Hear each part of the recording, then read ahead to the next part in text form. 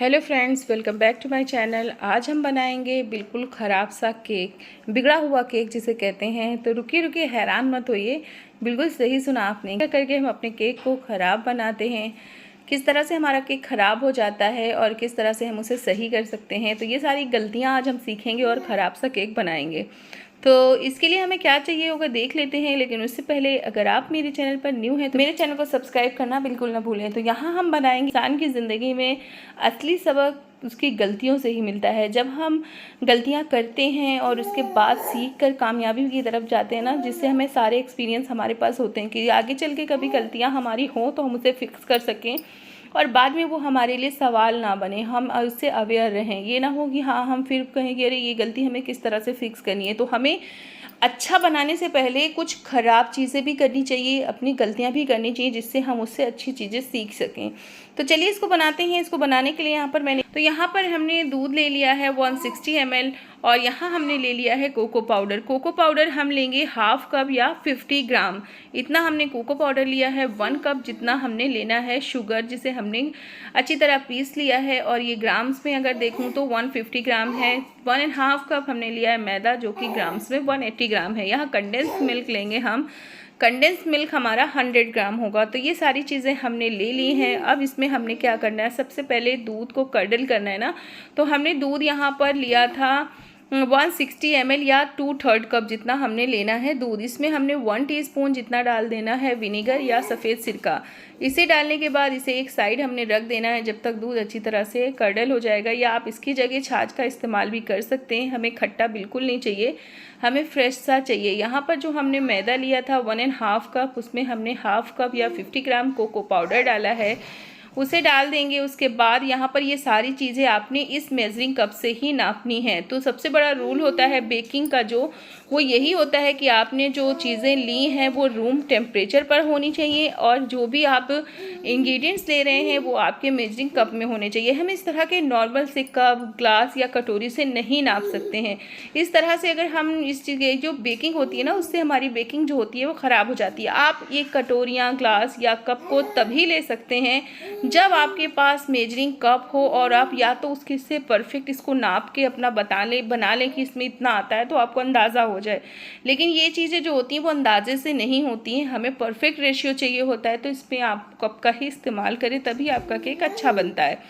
जब भी गड़बड़ होती है, जब हम मेजरिंग में गड़बड़ करते हैं। तो यहाँ पर हमने डाल दिया है 1/4 टीस्पून जितना हमने डाल दिया है नमक, और यहाँ पर हम डालेंगे बेकिंग सोडा, हमने डालना है half tea spoon. Baking powder डालेंगे 1 टी डाल दिया। और ये सारी चीज़ों को बहुत अच्छी तरह से हमने मिक्स कर लेना है।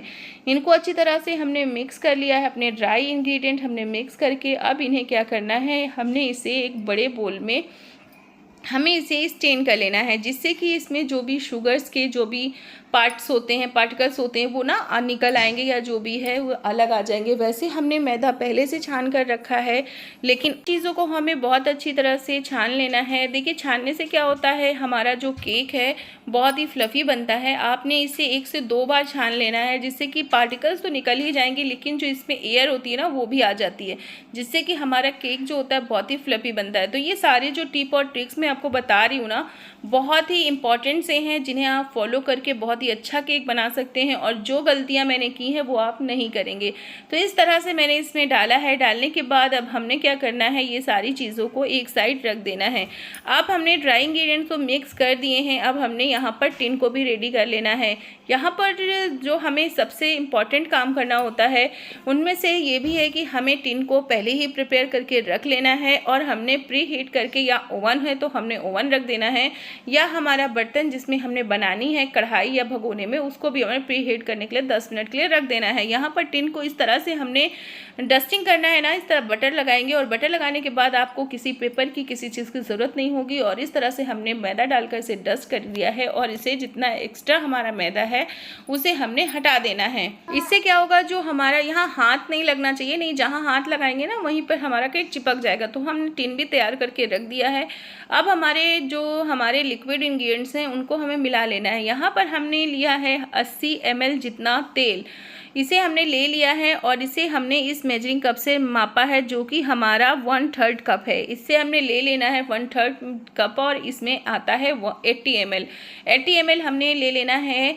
रिफाइंड तेल हमने ले लेना है। उसको लेने के बाद यहाँ पर हमने 100 ग्राम लिया था हमारा कंडेंस मिल्क। इसे आप ये ले लेंगे तो इससे क्या होगा, इससे टेस्ट बहुत ही अच्छा आता है। कंडेंस मिल्क की जगह आप 2 टेबल स्पून आप इसमें डाल सकते हैं मिल्क पाउडर का, वो भी आप इसमें डाल सकते हैं, उससे भी टेस्ट बहुत अच्छा आता है। अब हमने डाल देना है यहाँ पर जो हमने बनाकर रखा था, कर्डल होने के लिए दूध रखा था, उसको भी हमने इसमें डाल देना है। डालकर अब ये सारे लिक्विड इंग्रेडिएंट को हमें बहुत अच्छी तरह से मिक्स कर लेना है। जब ये अच्छी तरह से मिक्स हो जाएंगे तो हमने जो ड्राई इंग्रेडिएंट हैं उसको इसमें हमने डालते जाना है। थोड़ा थोड़ा सा डालेंगे और मिक्स करेंगे। इसको हमें ओवर मिक्स, जो हमने इसको ओवर मिक्स बिल्कुल भी नहीं करना है, हमने बस इसे मिक्स करना है हल्के हाथों से। कट एंड फोल्ड मेथड से ही हमने इसे फोल्ड कर लेना है। इस तरह से हमने थोड़ा थोड़ा इंग्रेडिएंट, थोड़ा थोड़ा ये डाला है अपना मिक्सचर और इसे हमने कट एंड फोल्ड मेथड से थोड़ा थोड़ा सा मिक्स कर लेना है। बहुत आराम से हमारा जो ये मिक्सर है मिक्स हो जाएगा। यहाँ पर हमने 2 बार अपने 2 पोर्शन हमने डालकर और इसे मिक्स कर लिया है। अब जो लास्ट बचा है उसे भी हमने इसमें डालना है और कट एंड फोल्ड मेथड से ही हमने इसे मिक्स करना है। हमने इसे ओवर मिक्स या बहुत जल्दी से मिक्स नहीं करना, मिक्सचर को बहुत ज़्यादा ओवर मिक्स नहीं करना है, हल्के हाथों से और बहुत जल्दबाजी में नहीं करना है, नहीं तो इसके अंदर जितनी भी एयर हो वो निकल जाता है। इससे वजह से हमारा जो केक है ना फ्लफ़ी नहीं होता है। 1 टीस्पून जितना हम इसमें डालेंगे विनेगर डालने के बाद अब सारी चीज़ों को बहुत अच्छी तरह से मिक्स करना है और इसे हमें लम्प फ्री बना लेना है। लेकिन लम्प्स नहीं होने चाहिए, लेकिन हमने इसमें बहुत ज़्यादा तेज़ से नहीं करना है। और जब हमें लगेगा कि मिक्सर हमारा बहुत ज़्यादा थिक लग रहा है तो आपने इसमें 1 टीस्पून जितना हमने डाल देना है मिल्क का। उतना आप इसमें डाल सकते हैं क्योंकि मैदा नया और पुराने के हिसाब से इसमें कम या ज़्यादा आपका मिल्क लग सकता है, क्योंकि हना मैदा होता है ना उसमें पानी ज़्यादा या जो भी दूध आपका ज़्यादा लगेगा, तो 1 आध टेबल स्पून का आपको फ़र्क लग सकता है। तो वो अपने अकॉर्डिंग आप डाल लीजिएगा और इसमें इस तरह से लम्प फ्री हो जाना चाहिए। देखिए कितना अच्छी तरह से ये बन गया और ये रिबन कंसिस्टेंसी में होना चाहिए और बस ये रेडी है। अब हमने इसे टिन में ऐड कर लेना है। टिन में आपको बहुत अच्छी तरह से ग्रीसिंग करनी है जिससे कि ये कहीं भी इसमें बटर ऐसा ना हो कि लगे नहीं, तो बहुत ही आराम से निकल आता है। इसमें आपको पेपर वगैरह लगाने की, बटर पेपर बिल्कुल भी ज़रूरत नहीं होगी, बहुत आराम से हम इसे डीमोल्ड कर पाएंगे। जो इस्तेमाल किया है टिन उसको ना आप आधा ही भरिएगा, जिससे कि आधे से ज़्यादा करेंगे तो हमारा जो आधे से बहुत ज़्यादा नहीं भरना है, जिससे कि हमारा जब केक फूलेगा ना तो ऊपर तक डोम की तरह आएगा। अगर हमने इसे कम भरा तो ये नीचे ही रहेगा, या हमने बहुत ज़्यादा भर दिया तो ये ओवरफ्लो हो जाएगा। तो इस तरह से हमने इसे टैप टैप कर देना है। और नहीं तो आप क्या कर सकते हैं, इस तरह से कोई भी स्टिक ले लीजिए, आप उससे इसे इस तरह से स्टर कर दीजिए जिससे कि इसके अंदर जितनी भी एयर बबल्स होंगे ना वो ख़त्म हो जाएंगे। तो बस इस तरह से जितने भी एयर बबल्स दिख रहे हैं ना आपने उन्हें ख़त्म कर लेना है इस तरह की स्टिक से। और जब ये ख़त्म हो जाएंगे ना तो अब हमने इससे क्या करना है, जो हमने प्री हीट करने के लिए अपना बर्तन रखा हुआ है ना, तो यहाँ पर सबसे बड़ी मिस्टेक यहाँ पर मैंने ये की कि मैंने स्टील के बर्तन का इस्तेमाल किया था। तो आपने ज़्यादातर अगर करना है, अगर आपके पास ओवन नहीं है तो आपने एल्युमिनियम के बर्तन का इस्तेमाल करना है। और आपने यहाँ पर स्टैंड इस तरह से रखना है कि बहुत ऊंचाई पर नहीं होना चाहिए या बहुत नीचे नहीं होना चाहिए, जिससे कि हमारा जो केक है ना उसका कलर अच्छा है। अगर हम केक बहुत ज़्यादा हाइट कम रखेंगे ना तो जब हम ऊपर से बंद करेंगे ना तो ऊपर कलर अच्छा नहीं आता है। तो इस तरह की गलती नहीं करनी है आपने, इसे बिल्कुल ऐसे रखना है कि जब हमारा शेप लेगा ना केक तो उसमें आंच लगनी चाहिए जिससे कलर बहुत ही अच्छा आ जाए। और अगर बहुत नीचे होगा तो कलर अच्छा नहीं आता है, परफेक्ट सा नहीं आता है। तो इस तरह से करना है। और आपने हमेशा ये वाला ढक्कन इस्तेमाल नहीं करना है, आपने इस्तेमाल करना है या तो एल्युमिनियम का या तो किसी स्टील के बर्तन का इस्तेमाल करना है। इसको बिल्कुल भी नहीं इस्तेमाल करें, इससे क्या होगा कि ऊपर हीट बराबर नहीं लगेगी तो केक हमारा अच्छा फूलेगा नहीं।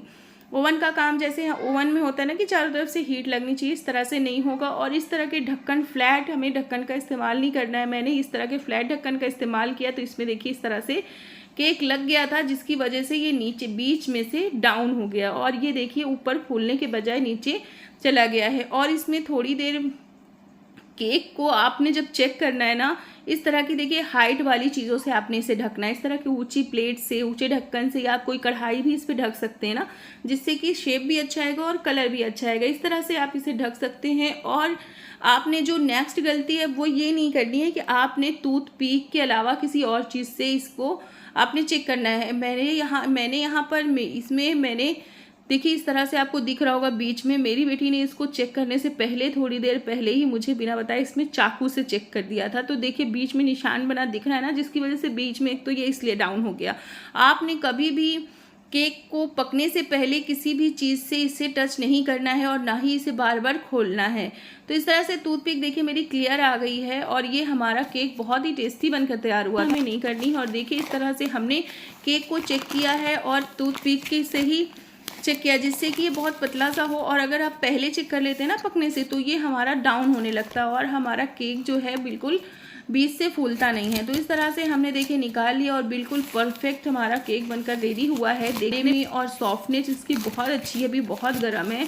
और ये इस तरह से ना हमने गरम में, ये देखिए इस तरह से गरम केक को कभी भी हमें पलटना नहीं चाहिए, नहीं ये हाल होता है हमारे केक का। तो इस तरह से छोटी छोटी सी जो मिस्टेक्स मैंने की हैं, तो इस तरह से ही सीखना है हमें। तो देखिए कि हमारे केक को खाने में इसका टेस्ट बहुत अच्छा था, सॉफ्टनेस बहुत अच्छी है और देखिए टिन में बिल्कुल भी नहीं लगा है। तो ये केक हमारा बहुत अच्छा बना है। लेकिन जो ये छोटी छोटी सी मिस्टेक्स हैं, यही बड़ी मिस्टेक्स भी हैं और हमारी ये बहुत बड़ी गलतियां भी हैं और बहुत छोटी सी भी हैं। तो इन्हें हमें सीखना और सेट करना या फिक्स करना हमें आना चाहिए। तो इस तरह से मैंने अपनी इन गलतियों से ही ये ख़राब सा केक बनाया था। लेकिन इन चीज़ों से इस केक से मैंने बहुत कुछ सीखा है और बहुत कुछ मैंने सीख कर अब नेक्स्ट टाइम हम क्या करेंगे कि अपनी ये गलतियाँ नहीं दोहरानी है ज़िंदगी में। तो बस यही फ्रेंड्स, यही है कि हमें ज़िंदगी गलतियों से ही सीखता है। तो हम जब तक गलती नहीं करेंगे तो हम सीखेंगे कैसे। तो गलतियों कामयाब होने के लिए गलतियों का करना बहुत ज़रूरी है कि बाद में हमें कोई परेशानी पड़े तो उसका ये ना हो कि इसका सोल्यूशन हमारे पास नहीं है। हमें उसके लिए पहले से प्रिपेयर होना चाहिए और गलती से सीख कर ही आगे बढ़ना चाहिए। तो आप इस बारे में क्या कहते हैं ज़रूर बताइएगा। और अगर मेरी रेसिपी अच्छी लगी है तो ज़रूर ट्राई करिएगा, लेकिन सावधानी के साथ। और जो गलतियां मैंने की हैं वो गलतियां आप बिल्कुल ना करें। तो इन गलतियों को बहुत ध्यान में रखकर आप भी केक ज़रूर बनाइए और मेरी तरह गलतियों से सीखिए और आगे बढ़ते रहिए। तो चलती हूँ फिर से एक बहुत ही टेस्टी और यूनिक रेसिपी के साथ आपके साथ, और बहुत अच्छा केक बनाकर आपके साथ फिर से हाजिर होती हूँ। Please like, share and subscribe my channel. Thank you. अल्लाह हाफिज़। दुआ में याद रखिए।